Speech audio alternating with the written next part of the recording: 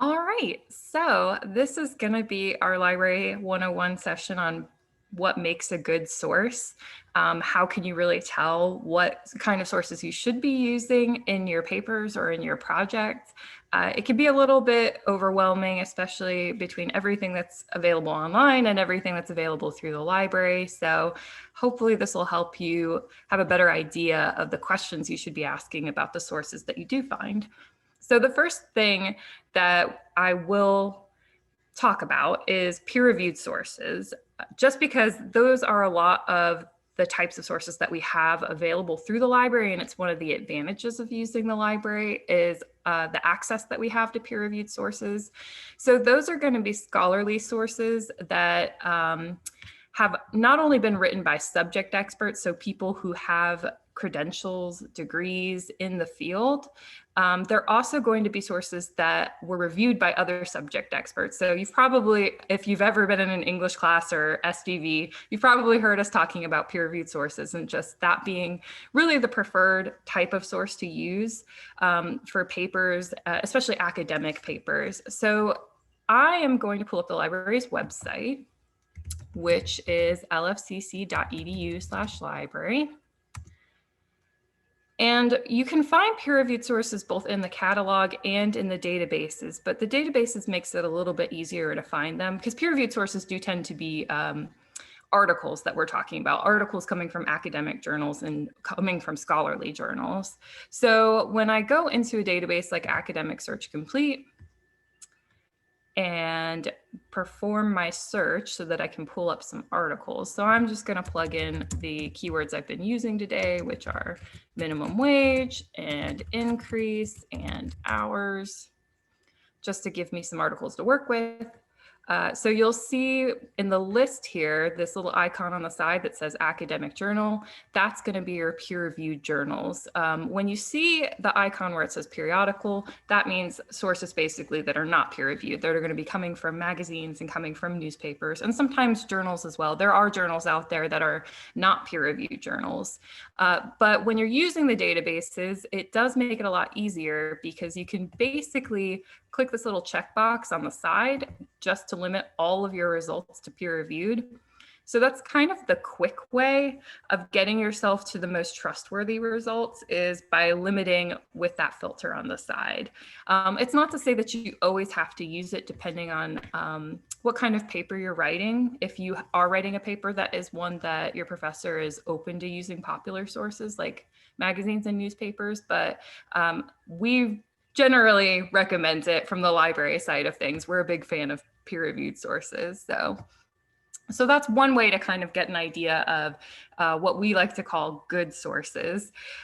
But another really important question to be asking yourself is the currency of the sources, because you can have peer-reviewed sources, which makes them more reliable, but they couldn't possibly be peer-reviewed sources that are older articles. So they might come from 20 years ago, 30 years ago.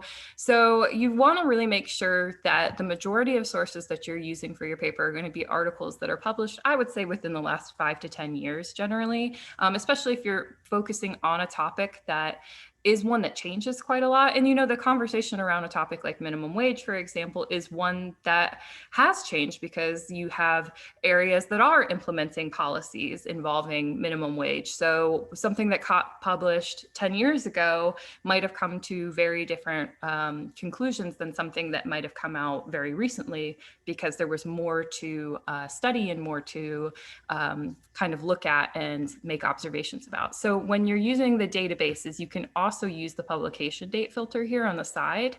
And you could see whatever date it's showing on the left-hand side means that's the oldest date of the articles that you're going to find in the results. So there's an article at least from 1971 in the search results. So if I want to limit it a little bit more to say the last 10 years, I can put in 2010 and it will update my results to only be from the last 10 years.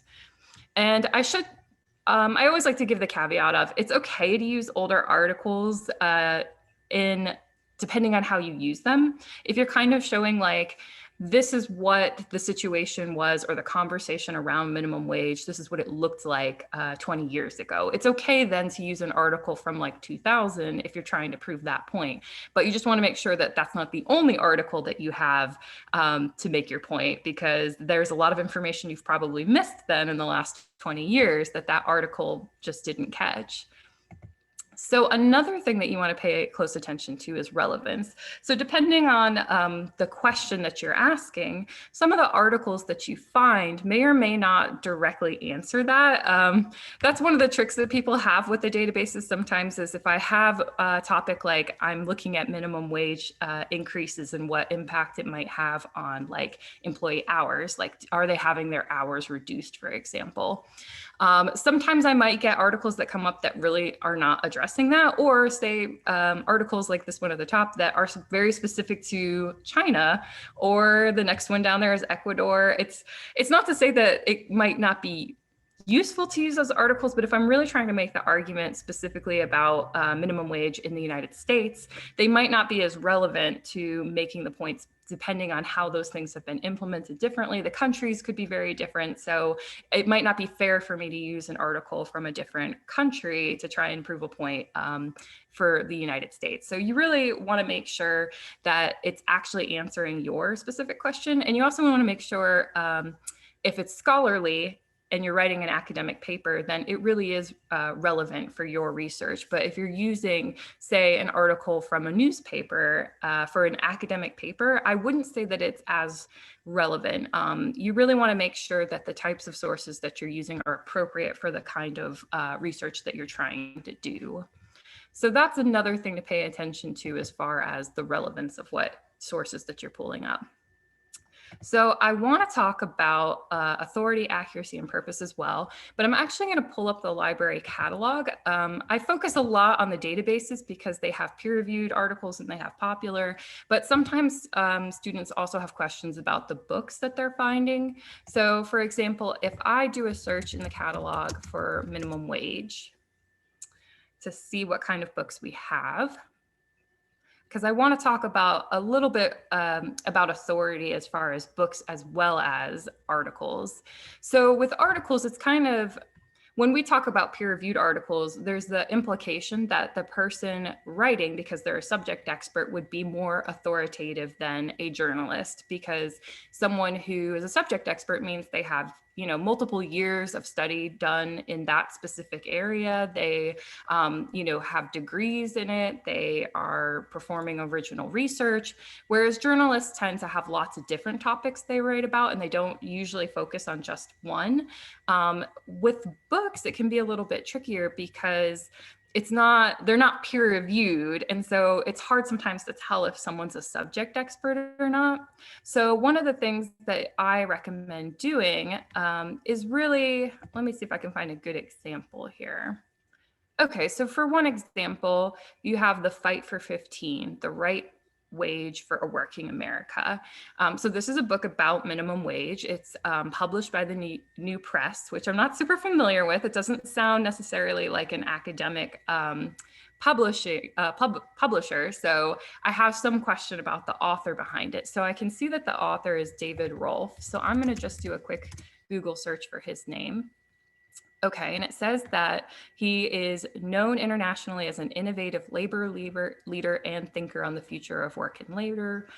He's a leading architect of the historic fights to win a $15 living wage in Seattle. So that kind of goes with what I'm seeing here as far as the Fight for 15. So this is where it gets a little bit tricky sometimes when you're talking about authority, because I would say that this is someone who has authority as someone who's obviously been very involved in the area that we're looking at. We're talking about minimum wage, but because he is specifically kind of involved from the labor side, and he is, it looks like he's very policy oriented, like he's working to implement these policies, that might call into question the last point I have on here, which is purpose. And that's kind of, why was something written? Who's the audience? Is there a potential bias there or an agenda there?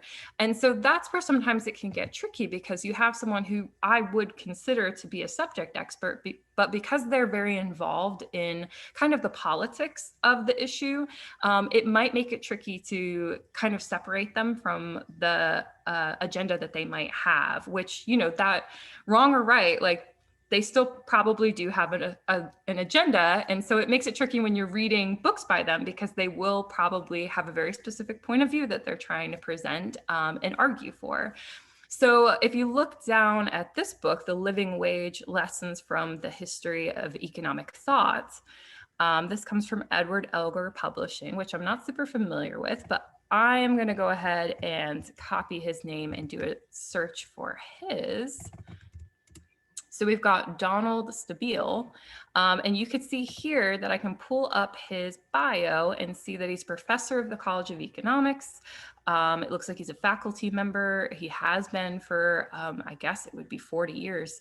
And you can see that these are his areas of research specialization, it's education. I'm trying to see if they even have a list. Sometimes they'll list like, their publications and scholarship that they've put out. I don't see that right off the top of here. I could probably do a search in the databases to see if he has other publications. Obviously, he's written a book on the topic. So that's kind of where I might give a little bit more authority to him as far as when you're looking at purpose, because as a faculty member, this is obviously an area of research for him. It's an area that he's studying, and he might not necessarily be as involved, say, in the politics of the issue. So there could be a lot in the Fight for 15 that is accurate, and I would be interested in going into the book and trying to find any studies that the author might reference that I can go and look at myself. But I would give a little more authority and less concern for potential bias to a book that's coming out, you know, from someone who's an academic, that the title kind of gives you a sense that it's not necessarily got a specific point of view to it. So that's one of the things you have to kind of look out for and be careful for. And you can find peer-reviewed articles sometimes that do have an agenda, like, is raising the minimum wage a good idea? Evidence and implications for social work. That, you know, could be a good one. It's coming from a peer-reviewed article. I can pull it up and take a look at it. And it's always really good to pay attention to like the introduction and the conclusions. But you can see here, you've got arguments for, evidence suggesting caution. So it seems like it's taking a fairly balanced approach to the issue.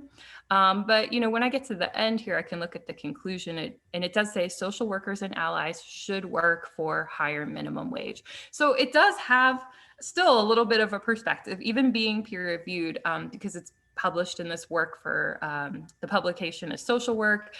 They might have a little bit more of an activist agenda, but the fact that they are presenting both sides and presenting a lot of studies. I can see the citations here. I can see the recommendations that they have. That one I would feel maybe even a little bit more open-minded about, even though it seems like they might have a perspective in their conclusion, knowing that it's peer-reviewed and that other people looked at it and approved of the conclusions that it came to, and that I can see that they're kind of presenting both sides, makes me feel a little bit more comfortable using it as a source. So that kind of goes both into authority and purpose, paying attention to who's publishing it, who they are, doing a Google search on them potentially, and kind of trying to find out, you know, is there any reason I might question that they have an agenda? And again, it's not wrong to have an agenda. It's just whenever someone has a specific agenda on a source, I always kind of question potentially what sources that contradict them that might be left out, because it might weaken their argument. I mean, I think we've all written papers where maybe we've left out certain sources because we're afraid it's going to undermine the argument that we're trying to make. So we have to take that same care with the sources that we're finding that we might cite in our own papers. And then the last one is accuracy, and that can be a little bit tricky. You know, we're not subject experts on a topic, so it makes it hard sometimes to tell if, you know, this article that I found or these books that I found, if what they're presenting is true or accurate. In peer-reviewed sources, sometimes you can find two peer-reviewed sources that say completely different things. And that's because, the science is always evolving, and sometimes there are studies that are done that will find examples of how something is true, or that there is evidence for it in this direction, and then another study will be done that might show evidence in the other direction. And the best recommendation I can give for you guys is that as you're doing research in the databases or doing searches in the catalog, the more sources you can find that back up one particular conclusion that someone's coming to. And that's why it's really good to pay attention to the citations that they're using. If they're showing you that there's other studies that were done that came to the same conclusions, that's always a really good sign. And especially if they're all newer stuff, like make sure that the age on the articles shows that it's still showing that they're coming to the same conclusions. It's not like, oh, there was one person who found it 20 years ago and things have changed a lot since then, potentially. So that's kind of the best suggestion I can give is pay attention that they've got citations, that they're giving you evidence that actually proves what they're saying is true. And then they're not just citing things and none of those sources actually prove their point. And then the more sources that you can find that come to the same conclusion, I always say the more consensus that you see on a topic is a good sign that they might have come to the right conclusion then. So those are the best recommendations that I can give you as far as things to look for when you're evaluating sources, how to tell what's a good source. Peer-reviewed is definitely a good thing to look for, but you still should make sure to kind of look critically at the other questions as far as like the purpose, the authority, the currency of them, and make sure that it still measures up with all of those, because peer-reviewed is not always a promise that it's 100% accurate. You still need to make sure that it makes sense from what you're seeing with the criteria that I've talked about today. So that is basically all I was going to cover for you guys.